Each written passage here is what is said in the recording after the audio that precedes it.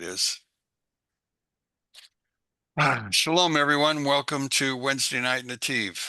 And again, as usual, I invite you to, if you have a concern, you're more than welcome to send me a note, or if you would like a copy of what I speak, you have two ways to get it. One is actually every time I speak, it's automatically creating a voiceover that you can read. And the second way is I can even send you my notes so that you have those.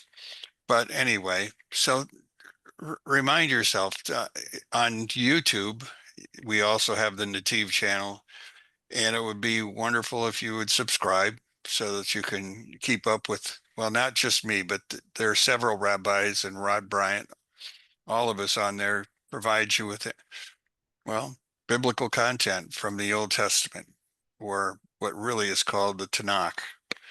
So at this point in time, I guess I am ready to start. So in our story today, I'm going to spend a lot of time just basically giving you history, geography, some prophecy, a word study. It's always nice to learn their words, especially when you go and read even my art scroll, because that was where I first began to really look at the Bible from a Jewish perspective. And again, as we reach the end of the book, I want us to really pay attention to the overarching theme of this whole book is really about redemption. Now, reading these last chapters, we need to change our mindset regarding time. We're no longer in what's called the Golah. The Golah was the time of the Gentiles. It was the time of the dispersion, the time which they refer to as the Galut. Now we're in the time that's called the Geulah. The Geulah is again the word for redemption in Hebrew. And so we're speaking in terms of the spiritual and a communal understanding of Judaism. Now, as we go through this, we're going to refer to acts that have, well, restoring something that's really a rightful state, encompassing both physical and spiritual liberation. Now, in the ancient world, time was understood as being circular, unlike today, where we spend most of our time thinking of it as being linear. And that really keeps us from really understanding and progressing, because everything then becomes kind of an over and over again. So this time that the time that Jews have always been in is called the law of eternal return. In other words, we begin in Tishri, which is going to be in 2 weeks, and we follow the calendar all the way through and back to Tishri again, stopping at points along the way in order to celebrate or reflect something where we are putting ourselves into a spiritual mindset. Judaism, well, it's a time of clear trajectory. It's the goal of what we're doing.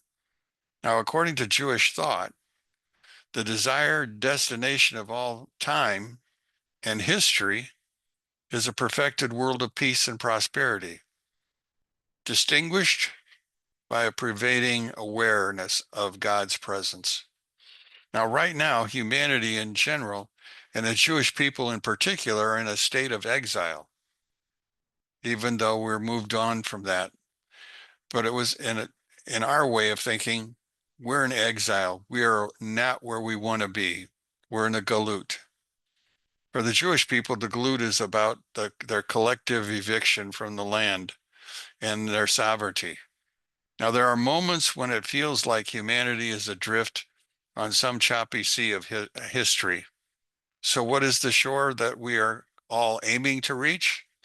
That's obviously redemption. It's return.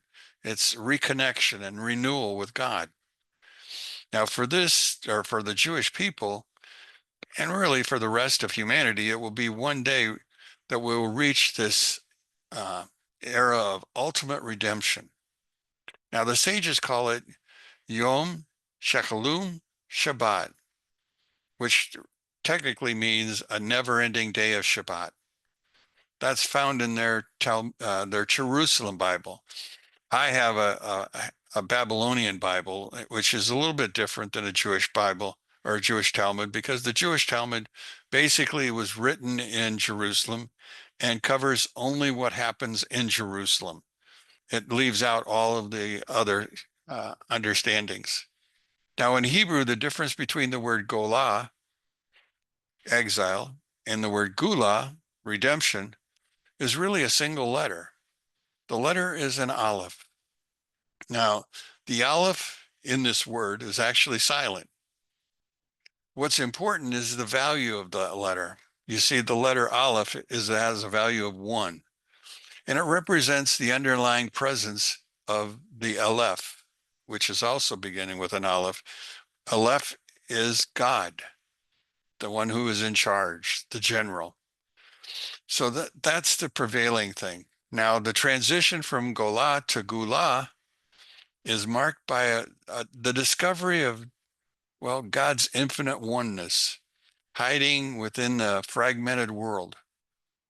Now, according to Kabbalah, God created a world in which presence, well, his presence anyway, is not overt. In fact, we must really work to seek and find him.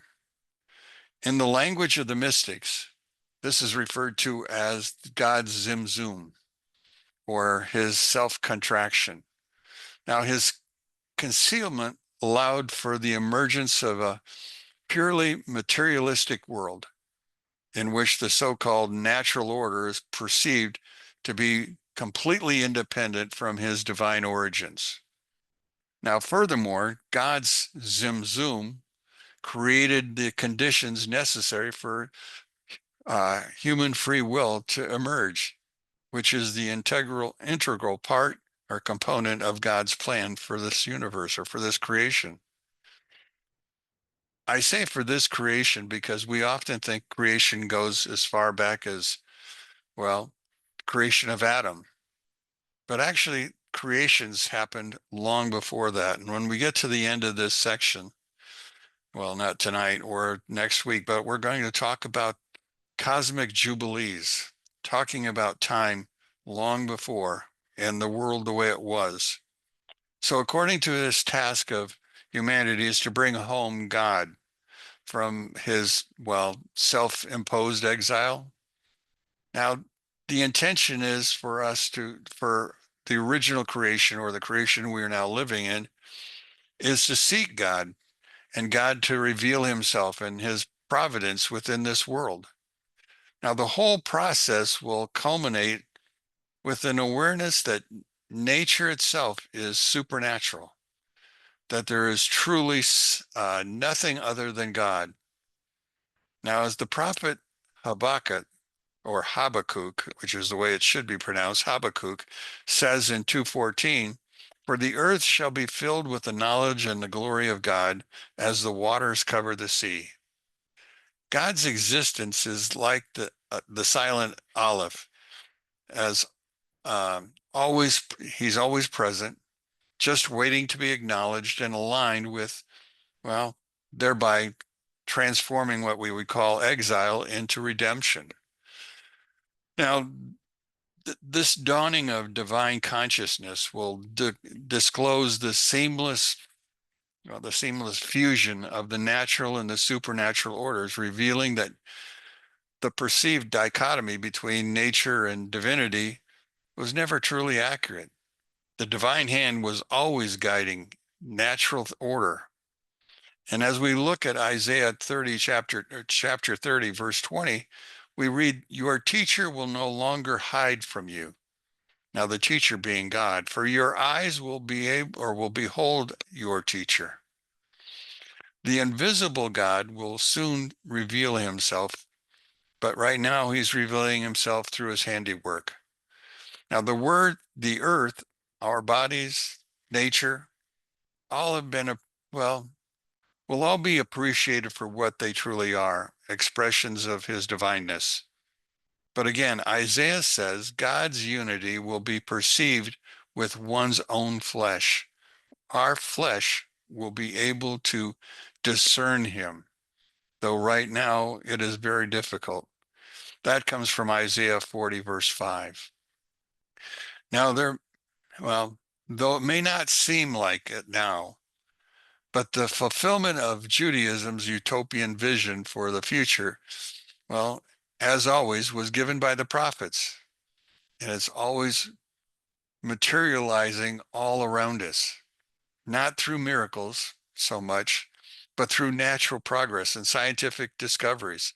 If someone had told you in 1990 that over the next 25 years, the world's hunger would decline by 40%, or that child mortality would be halved, or the extreme poverty would fall by 3/4, you'd have told me that they were naive fools. But the fools were actually right. It is happening. And I believe because of AI, the world is changing even faster, causing even greater, faster changes. It was after the passing of Rabbi Dov Ber of Merzhik, who was the son of Baal Shem Tov, who in 1772 led a group of Hasidim, the righteous pure ones, to settle in the Holy Land. Now, one day, an individual climbed to the top of Mount of Olives outside of Jerusalem, and he sounded his shofar. Now, soon the rumor spread that the Mashiach had arrived, and it was setting off all kinds of commotion in the streets. Now, Rabbi Mendel went out that day to look. Well, actually, he didn't. He went to his window and he sniffed the air. And he was saying, no, unfortunately, the Redeemer has not yet arrived. But on that day, the earth shall be filled with the knowledge of God as the waters cover the sea, and all the flesh will perceive the reality of the Creator. Now, he would go on to say, I do not sense the divine truth that will permeate the world in the era of Mashiach. Now, the sages tell us the universal shift in divine consciousness is what will be the result of a global change, and it'll cause great redemption. Not the other way around. Zechariah 12 is a powerful chapter. In fact, it is one of the most messianic and eschatological passages in the entire book. Now, this chapter shifts the tone and establishes the term end of days through this vision that we're going to be seeing today, next week, and the weeks after. Now, it presents Jerusalem as both the center of conflict and the focal point of God's redemption. The structure is simple. In one sense, as in the first 3 verses, we learn Jerusalem is a cup of reeling or a cup of poison, and it's also a heavy or burdensome stone. To whom? For the nations. Nations that try to consume Jerusalem will themselves become intoxicated and stumble, which is happening to Iraq right now, or not Iraq, but Iran right now, which is happening to other places. As a far different story from the Israelite perspective regarding, the past 4,000 years. Now, historically, Jerusalem has been destroyed twice, besieged 23 times, and attacked 52 times, captured and recaptured 44 times. Now, there are 2 parallel verses regarding this concept of poison. Again, Isaiah 51:17, we read, Awaken, awaken, arise, Jerusalem, for you have drunk from the hand of the Lord the cup of his wrath, the dregs of the cup of weakness you have drained. David said in Psalms 75:9, for a cup is in the hand of the Lord, and a strong wine, a full mixture, and he pours it out from this cup. but all the wicked of the earth will drain and drink it. Okay, let me begin this story again. The Hebrew word for prophecy, because my Bible begins, if you have an art scroll or whatever Bible you use, my Bible begins by saying the prophecy of the word of Hashem concerning Israel. Now,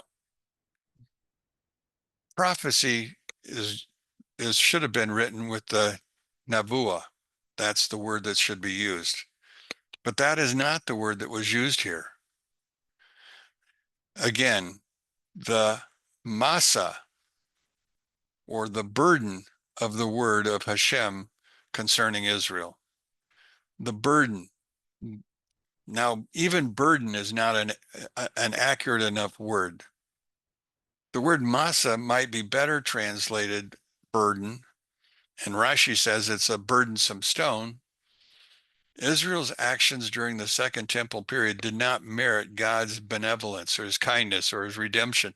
Instead, Judah found itself in exile, and its people were scattered, well, once more, but not to one country, but they were sold across the world to become slaves.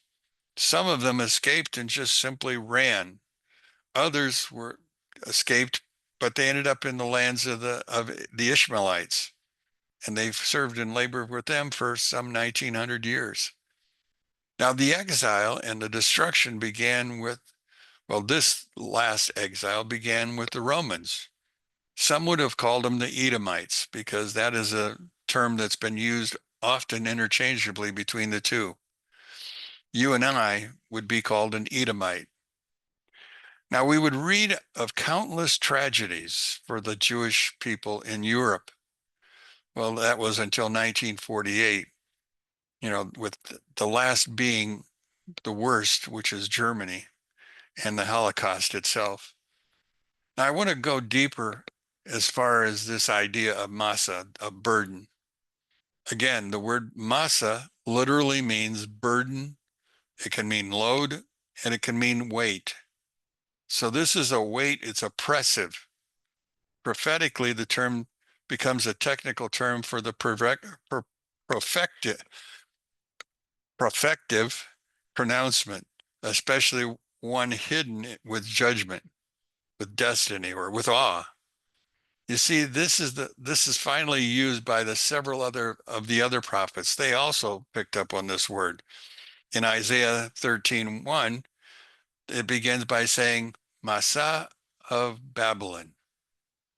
Nahum in 1:1 says, Masa of Nineveh. So it's the burden that we're talking about. Now, Zechariah 9:1 began Masa of the word of the Lord in the land of Hadrach.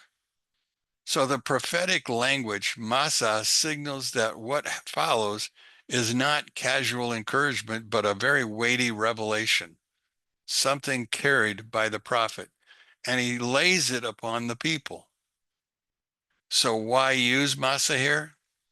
Well, Zechariah 12 marks a shift. 9 to 14 are often called the oracles or the burdens of Zechariah. Each begins with a Masa. Now, the words hint that the prophecy is a burden both to the prophet and to his hearers. So the prophet must bear the message from God, and the people must bear its consequences. And here it introduces the prophecy as a great upheaval and some sort of ultimate deliverance. Jerusalem would be under siege. Nations would gather in opposition. God chooses to intervene, but not before a mourning period, a promise of a new spirit of grace that would end in this trial. Now, in Kabbalistic or Midrashic thought, Masa can also mean a spiritual weight or a destiny upon Israel. It is not just a burden of doom, it's a cosmic decree tied to Israel's role in the end of days. The Zohar notes that the burden of word implies that God's word itself has, weight. It's pressing down on history until it is fulfilled. Some Hasidic readings say the Masa is also the lifting up. The root for Masa is the word Nasa, which means to carry or to raise, meaning that the prophecy both burdens and elevates Israel. The weight is what will raise them up in the end. Now, notice the verse continues. This is the first verse. It continues by saying, the one who stretched out the heavens founded the earth, and then he founded the human spirit. Now, this makes the prophecy not just political or local, but it's cosmic. Notice it includes the heavens. Now, the burden is the unfolding of God's plan for Jerusalem and the nations at the exact climax of history. Nasa now speaks in terms of being, well, the weight of creation. In Kabbalah, words are never casual. Masa, burden, is not just a prophecy, but a gravity of divine speech pressing into the world. The word masa comes from, again, that root, which means to either lift or to bury. Mystically, this implies that prophecy is both a burden and a lifting up. Israel must carry this destiny, but through it, they will be lifted. Now, in the Zohar, in the third book, in page 221b, it says that the burden of the word is the force of the will descending from the hidden worlds into speech. Speech has weight because it shapes reality, just as God's word at creation birthed the cosmos. It is the same idea when Israel heard from God directly at Mount Sinai. So the burden of the word means when God speaks destiny, it is not abstract. It rests on creation itself, and it bends history towards its fulfillment. Okay, let's look at the rest of the verse. The saying of the Lord, who stretches out the hands and lays the foundation of the earth, forms the spirit within him. So mystically, Masa is going to tie together heaven that's stretched out, the upper worlds, and what we would call the Sephiroth, the upper levels of the 10 spheres that God has established.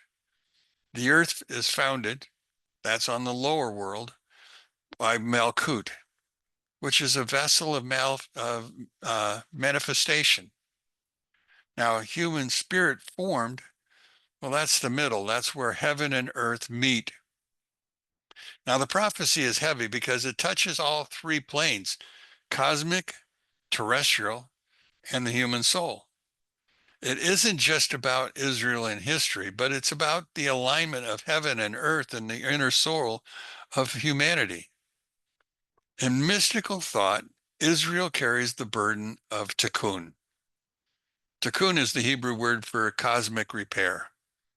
So when Zechariah says the burden of the words concerning Israel, it means Israel is the vessel that must carry and reveal the divine word, well, in history. This burden is both suffering for the nation and nations and being chosen to bear to bring light, divine light. But the weight is paradoxical. Exile and redemption, well, they're bound together. Hasidic masters like the Yehuda Arei Leib Alta, who's also known in veteran circles as Sefat Emet, which is the book that he wrote, or the commentary on the Torah that he wrote, interprets the word masa as an inner weight of the soul, the pressure of divine longing that pushes Israel towards its final destiny. Mystically speaking, masa is not merely a burden, but a weight caused by divine speech that presses on creation until its destiny is revealed. And by linking it to the heavens, the earth, and the human soul or the human spirit, Zechariah shows that the prophecy is not just local. It's cosmic. Now, in Kabbalah, the Shekinah, the divine presence, is often described as carrying the exile. She goes with Israel into exile, bearing their suffering, carried by Israel. Her light depends on Israel's completion of mitzvot and prayers and Torah, which again help to lift her up. Now, so when Zechariah begins the masa of the burden of the Lord concerning Israel, the Zohar and later mystics hear the word burden is the Shekinah carrying Israel's pain and destiny. But at the same time, Israel must carry her. So the burden of sanctity, keeping the covenant alive in exile, is both their responsibilities. Now, Kabbalistically, this burden crosses creation's three planes. And again, notice how the verse reads. The one who stretches out the heavens, lays the foundation of the earth, and forms the spirit within him. So mystically, heaven represents the upper, the idea of the earth, Malkut, the lower, and the spirit, the soul. Our soul is the bridge between the two. So Kabbalistically, the tradition teaches that every exile is not just geopolitical, but Shekinah is concealed within. Every redemption is not just military, political, but it's also the lifting up of the Shekinah back to her beloved, back to God. So in Zechariah 12, when the nations gather against Jerusalem, this is the final Masa. It's the greatest, it's the heaviest of the exile. But it's also the moment when the Shekinah is lifted and the spirit of grace and supplication is poured out against, well, you know who, according to verse 12 or verse 10 in chapter 12. Now there's going to be a mourning which is going to be involved, and that's found, we're going to find that next week in 11 through 14. It's the breaking open of heaviness. It's the outcome of this elevation. The Shekinah restored Israel, it lifted it, and creation became aligned because of what's going to happen. Now, mystically, when Zechariah chose to use the word Masa, he was speaking specifically of the Shekinah in exile. Now, the burden carried by Israel and by God himself, the prophecy really begins with Zechariah showing us this burden and how it was woven into the creation itself, all the way back to Genesis 1. Notice I didn't say Genesis 1:1. The Shekinah descended into this world to be lifted up at the end. And again, Israel's destiny is to bear the burden of the word until the end of days, when the Shekinah will be lifted and all the planes, heaven, earth, and the human spirit, they're all going to be reunited. Okay, one more time. 12:1. So the Masa, the burden of the word of Hashem concerning Israel, the word of Hashem who stretches out the heavens and lays the foundation of the earth and who fashions the spirit of man within them.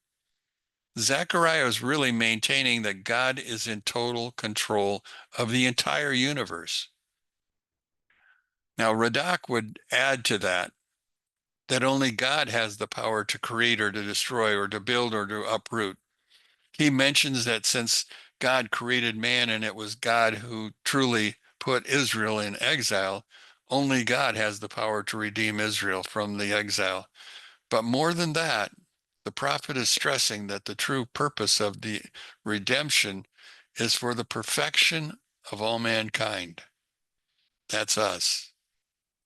Now, to that end, in verse 2, we read, Behold, I am making Jerusalem a saf, a cup of poison, for all the people all around. So Jerusalem is the cosmic center of our world. In Kabbalah, Jerusalem is the heart of the world. And attempts by mankind to move it or to replace it, or, well, it just disrupts the divine order. So from the first days of my search through the scriptures for biblical understanding, I found myself drawn to this history of Israel. Now, over time, I have heard numerous, I can't even tell you how many, messages regarding the end of days, the coming of the Messiah, and the role of Jerusalem in that drama. Now, after the Six-Day War, numerous prophecies, scholars began to tell me a clock was started that would end with this generation or within a generation. Well, it didn't. In fact, right now, there's one that says on September 23rd of this year that there's going to be the rapture of the church. I would like to say that's true, but I can definitely tell you that it's built on false information. The problem was that no one was certain what the word generation meant. Oh, they said the same thing when Israel became a nation in 1948. But here we are, 80 plus years later, and what? Now it's 63 years since the retaking of Jerusalem, and nothing seems to have changed except for President Trump. The Christian timeline is far less accurate than the Jewish one, and I'll give you more information on that next week. It was not until President Trump fulfilled the campaign promise of moving the U.S. Embassy to Jerusalem, and that Jerusalem again really became the cosmic center. But what else does that mean? I want to share some history that I shared once before when I was giving you lessons on the book of Daniel. This is a lot of history, and some of you may know a lot of it, or you may not know much of any of it, but I think it's important that you at least understand what Israel has gone through. Now, Jerusalem has become the home to the world's three greatest religions, and it's been that way for centuries. Jerusalem has seen Catholicism and Islam war over this land through, well, the Dark Ages and almost all of human history, while God's chosen, well, they spent most of this time in exile. Now, two world wars have been fought in recent years, with the first leading to what was known as the Balfour Declaration in 1917. It was the right to return for the Jewish people to their ancient homeland. Some people said that this was the start of that generation. If that's true, we are over 115 years later. Now, the local Christian and Muslim communities of then, what was called Palestine, understand there never was a Palestine, and we'll get to that too, who constituted almost 90% of the population, strongly opposed to the declaration in 1970 or 1917. Now, most believe this argument was the meddling of the European powers in the affairs of these non-European territories, with the total disregard for both the presence and the wishes of the native majority, although they were the ones that were really residing there.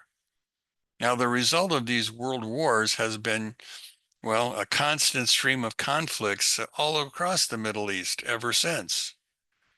Now, at times, the British, well, their commitment to establishing a Zionist state where it is not wanted, or it was not wanted actually, became the focus again and again of the British Parliament. In the Arab world, the declaration was seen as a betrayal of a wartime understanding between Britain and the Arabs, between Britain and Jordan, Britain and the Arabs of Saudi Arabia. Now, it was in 1919, after the war, that there was a signing of an armistice when the affected territories were asked to sign and to ratify a treaty called the Treaty of Versailles. Now, the Middle East back then was called the Far East. It's changing. In fact, it was It was given the new name as the powers no longer saw the Far East as being that far away. New nations were actually being extracted by the British, by the Dutch, and by the French. They were renaming areas, crossing tribal boundaries, all because of oil and the resources that were going to be given to the European colonies. Now, this is on track for a special status, but again, there was supposed to be an area for the Jews, but it wasn't going to be much. Now, as a result, Britain faced an Arab revolt. Now, early in 1920, we witnessed the first of many Arab-Israeli conflicts. It would often be referred to as the world's most intractable conflict. The British soon realized that it was impossible for them to pacify these two groups. It was then that the Palestinian Royal Commission was established. Its first recommendation was to call for the partitioning of the region. Good luck. On April 25th of 2020, there was a San Remo conference. It was held in Italy at a very nice resort. It was the outgrowth of this Paris Peace Conference that had been held by the British and the French and the Italians. Even the Japanese were involved. Now, it established the basic terms for the three League of Nations mandates, because you see, by now the League of Nations had been established, the first of the United Nations efforts. Now, the word Palestine was the result of Britain's attempt to end the dispute. You see, there never was a Palestine before 1920. Never. Now, it stated that the British were responsible for putting it into effect, the terms of the Balfour Declaration, and the French and the Italians made clear they disliked the idea of a Zionist state as part of the Palestinian Mandate. And they objected especially to language that, well, it did not safeguard the political rights of the non-Jews. Now, the boundaries of Palestine were left unspecified. They were to be determined by the principal Allied powers.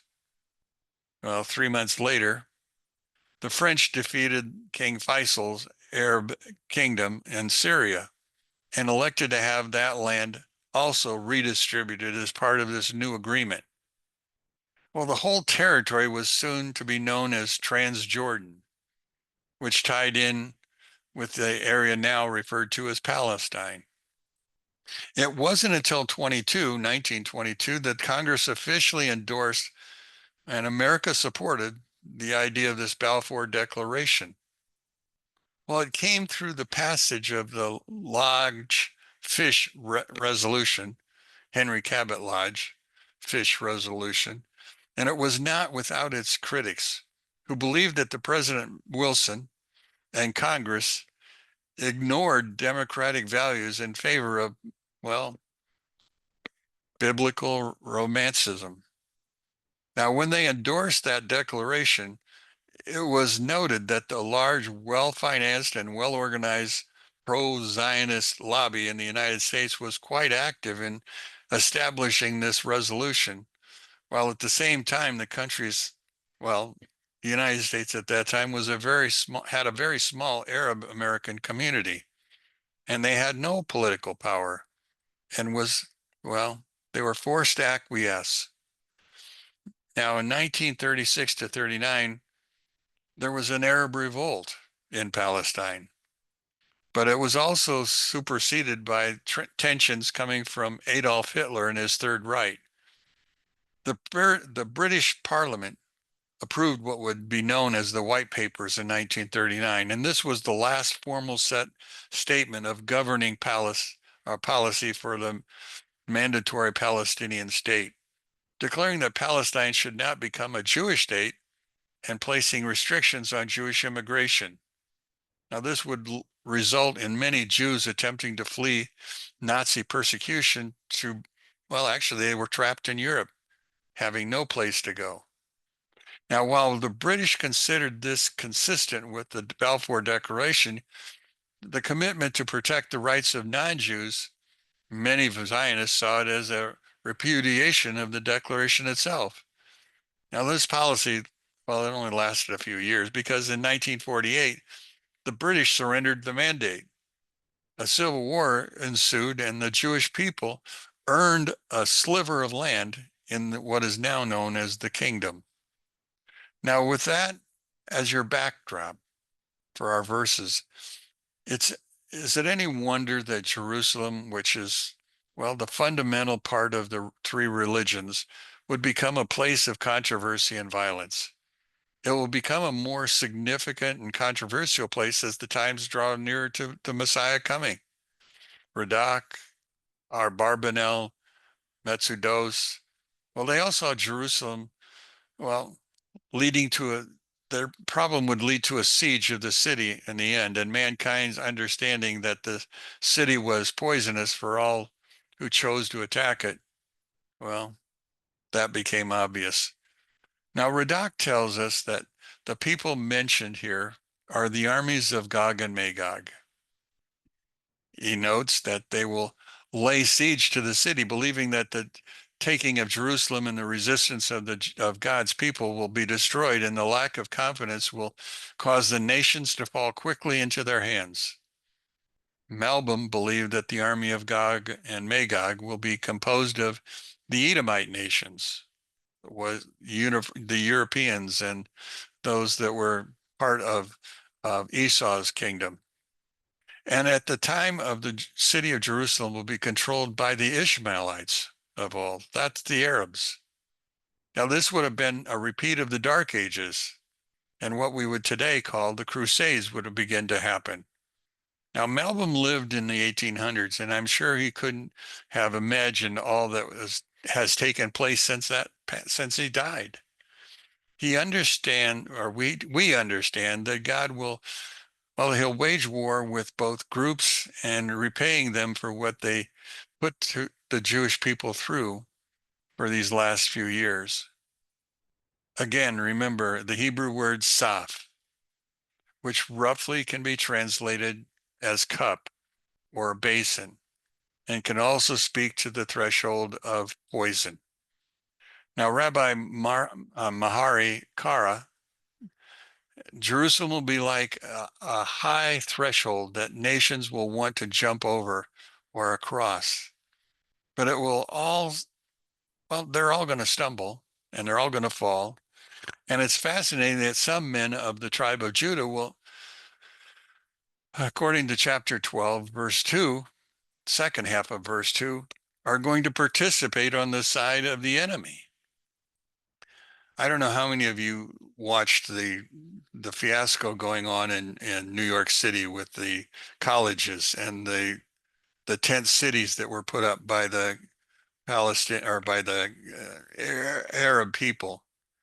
Understand that on their side were a number of Jews, heretic Jews, who happened to also believe that, well, the Messiah hasn't come, so the land should not be ours. Now, this past October, one could have witnessed this when the Jewish flags were actually waving on campuses. Now, Malbim believed that when Gog and Magog arrive at Jerusalem, they'll be using a battle plan that was actually Sennacherib's, one that he had developed when he was an Assyrian king way back in 2 Kings 18. Now, before attempting to defeat Hezekiah, he conquered all the major cities surrounding the Jewish capital. And he holds that many Jews, well, they'll join his effort. They'll become his fifth column. And these Jews will be such, well, they'll be given a name. Well, and another idea is that over the centuries, many Jews have been forced to accept Christianity. Remember the story of 1492 and Spain. Many will feel their Jewish roots and will turn within themselves back to God and back to Israel. There'll be a fifth column for Israel. they'll be part of the first wave to accept salvation. Now, we all remember how on May 14th of this year, that the U.S. Embassy was moved from Tel Aviv to Jerusalem, fulfilling the contraction or the congressional resolution that had gone unacted upon since 1992. And the President Trump's personal pledge that he made in 2016, well, that was a campaign pledge that he fulfilled on December 6th, December 6th. Now, these actions have reshaped the focus of the peace talks. They have gone nowhere since the days of President Clinton, Yasser Arafat, and Yitzhak Rabin when they signed that Oslo Accord in 93. There have been other players who have had a hand in messing up what's going on. And I go back to September 2001. Ariel Sharon, after being elected prime minister, stated for the first time that Palestinians should have a right to establish their own land west of the Jordan River. Now, this is where we get the slogan from the river to the sea. Now, in May 2003, Sharon endorsed a roadmap for peace, is what it was called, that they had been put forth by the United States and the European Union and Russia, which opened a dialogue with Mahmoud Abbas and announced his commitment to the creation of a Palestinian state in the future. Now, he embarked on the course of unilateral withdrawal from the Gaza Strip while maintaining control of its coastline and airspace. Well, Sharon's plan was, well, it was welcomed by both the Palestinian Authority and the left wing of Israel. It was a step towards the final peace settlement, according to them. However, it was greeted with opposition from within his own Likud party and from other right-wing Israelis who, well, they saw the loss of their loss as a failure of national security.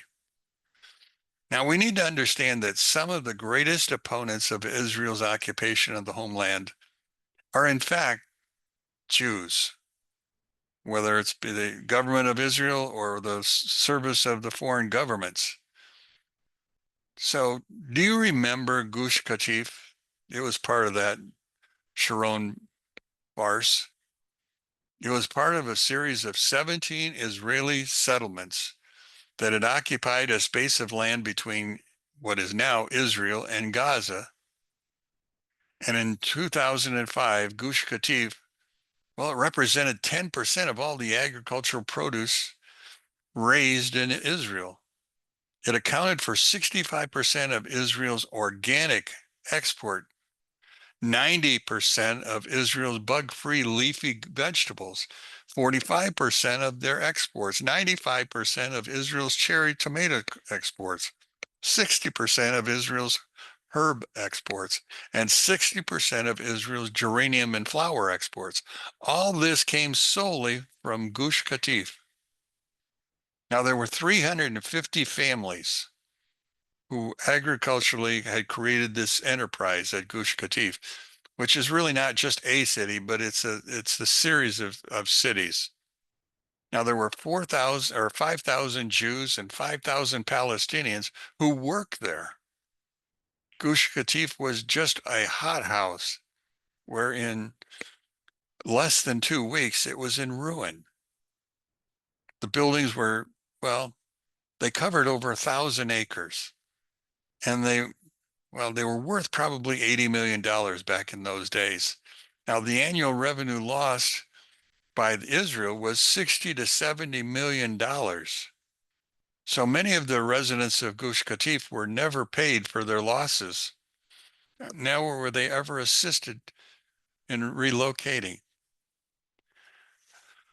A man named Dov Weissglass, Ariel Sharon's personal consultant and confidant, later shared that the destruction of Gush Katif was requested by the Palestinian Authority and its head, Mahmoud Abbas.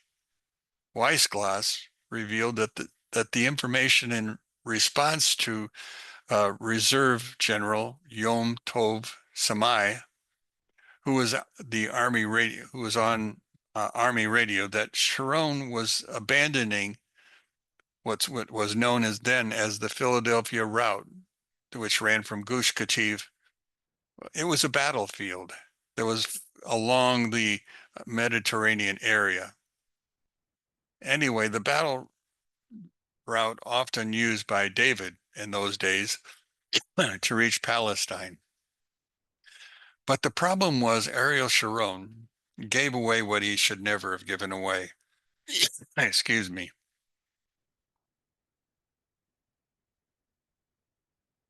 I don't know how many of you remember him, but he was a man, a great military mind. But he suffered from obesity, chronic heart problems, and high cholesterol. It was easy to understand if a man who loved food, who only stood 5'7" tall, and yet at the same time weighed well over 255 pounds. Stories of Sharon's appetite and obesity were legendary in Israel.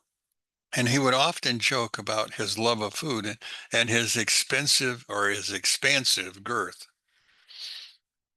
His staff car was reportedly stocked with snacks, vodka, and caviar.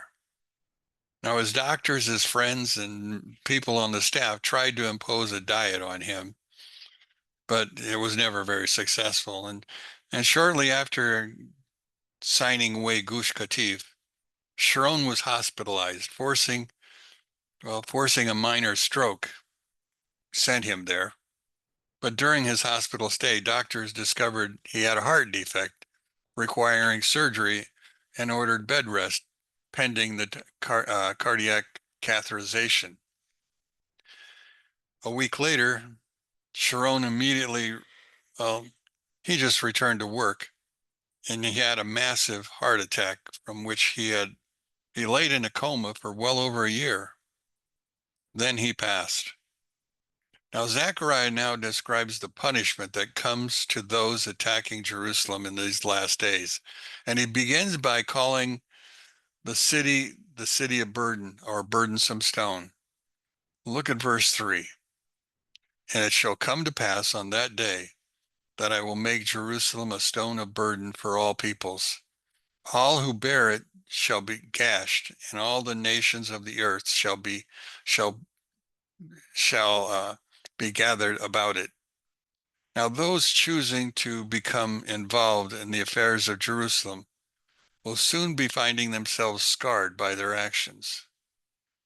Now, recently, several European nations have called for the world to create a two-state solution in Jerusalem again, with Israel coming close to ending the Gaza war, which I believe began on October 7th, 2026, the final day of Sukkot. But it was actually, that was what we would actually say, well, the Christians would call it the end of the time of the Gentiles. Daniel would call it the end of 70 weeks.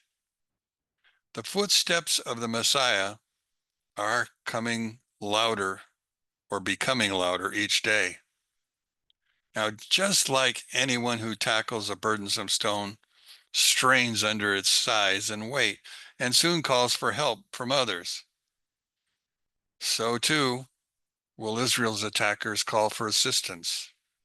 The defenders of Jerusalem will be nearly impossible to dislodge them without massive assistance, which is the subject of next week's story.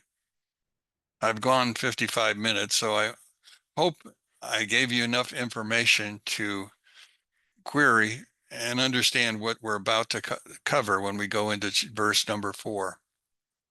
So for now, I want to say shalom, and I want to say Laila Tov. Okay, folks. Any questions? Well, I really liked the fact that we were the bridge. When I read that, I went, oh, the fact that God created us to connect heaven and earth. Wow. What a cool concept. It is. It is. And I But wasn't I the first did one to get, think of it. it bugged me that masa kept coming up because I lived in Mexico. I have Mexican neighbors. They use a lot of masa. And that's where my brain kept going every time I read that word. Oh, yeah, Hebrew and Hispanic are it's two different languages. So, but I anyway, know. I know. well, I hope I gave everybody enough information and I didn't put you all to sleep. Glenn is working hard to hold his eyes open, but the rest of you, I can't see your faces, so I don't know whether you're awake or asleep. But oh, there's Glenn. So I know he's awake. So Worked again, hard today. That's why I was busy. that's okay. I only meant to make fun of you. So, I know. It's okay. okay. Makes me important. Yes, I still can remember your name. And I haven't lived in Indiana for a couple years now. Hmm. So, but anyway, anybody have any questions or thoughts? Well, you're a nice, quiet group. There was a lot in there. I'm glad you said that because I was wondering, it took me 10 pages to write what I gave you, and I got 10 more pages for next week. Uh-huh. Well, So, yeah, I get it. okay. Well, I appreciate you getting it. So I enjoyed it, so thank you so much. you're very welcome. Y'all have a good night. I will see some of Thank you you. tomorrow morning for Rod's class, and for the rest of you, I'll see you next week. So Okay. shalom, Lila Tov.